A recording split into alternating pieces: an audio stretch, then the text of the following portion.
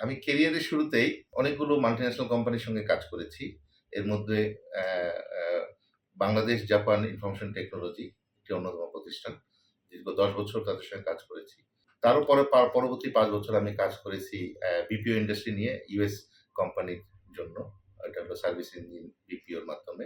তো দুটো আ বড় দেশের সঙ্গে কাজ করতে যেয়ে আমার কাছে মনে হলো যে এখন স্বতন্ত্রভাবে আমি কাজ করার জন্য উপযোগী হয়েছি এবং সেখানে আমি নিজ উদ্যোগে অ্যা টেকনোগ্রাম প্রতিষ্ঠা করি। টেকনোগ্রাম প্রতিষ্ঠার মূল উদ্দেশ্যটা ছিল যে আন্তর্জাতিক মানের একটি প্রতিষ্ঠান তৈরি করা, সার্ভিস ডেলিভারি করা এবং আ প্রয়োজনীয় আ যে সফটওয়্যার এবং রপ্তানি আমরা যদি করতে পারি সেটা অবশ্যই আন্তর্জাতিক মানসম্পন্ন হতে হবে। তো আলহামদুলিল্লাহ আমরা দীর্ঘ আ ৭ বছরের জার্নিতে আমরা সেই পথ পরিক্রমায় অনেক দূর এগিয়ে এসেছি।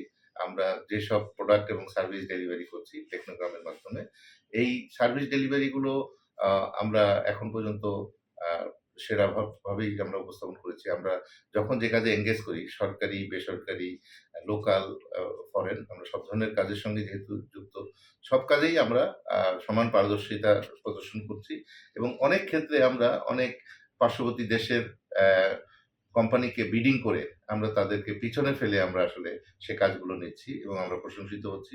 স্পেশালি আমরা যখন জাপান মার্কেটে কাজ করি, তখন আমাদের যে প্রোডাক্ট গুলো আমরা ডেলিভার করেছি, এটা খুবই তাৎপর্যপূর্ণ অবদান রেখেছে। আমরা এখনকার বর্তমানে আমরা এআই নিয়ে কাজ করছি। টেকনোগ্রাম বাংলাদেশে সর্বপ্রথম এআই নিয়ে জেনারেটিভ এআই নিয়ে কাজ করে এবং আমরা আম সবজান্তা ডট এআই নামে একটা প্রোডাক্ট লঞ্চ করেছি। এটা জেনারেটিভ এআই যেটার মাধ্যমে আমরা আসলে দেখাতে চেয়েছি বাংলাদেশের তরুণদের মাধ্যমে বিশ্বমানের প্রোডাক্ট তৈরি করা সম্ভব।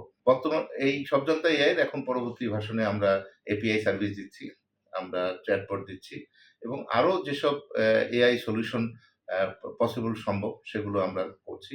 আমরা বাংলাদেশের বিগেস্ট কর্ণমূলকে আমরা আমাদের ইআরপি দিয়ে সাপোর্ট দিচ্ছি যেটা অনেক নামকরা ইআরপি কে রিপ্লেস করছে। আমরা আ সরকারের অনেক গুরুত্বপূর্ণ মন্ত্রণালয়ের কাজ করি। ব্রিজ ম্যানেজমেন্ট সিস্টেম তার মধ্যে অন্যতম। এটার মাধ্যমে আমরা ব্রিজ অটোমেশন এর কাজ করতে পেরেছি।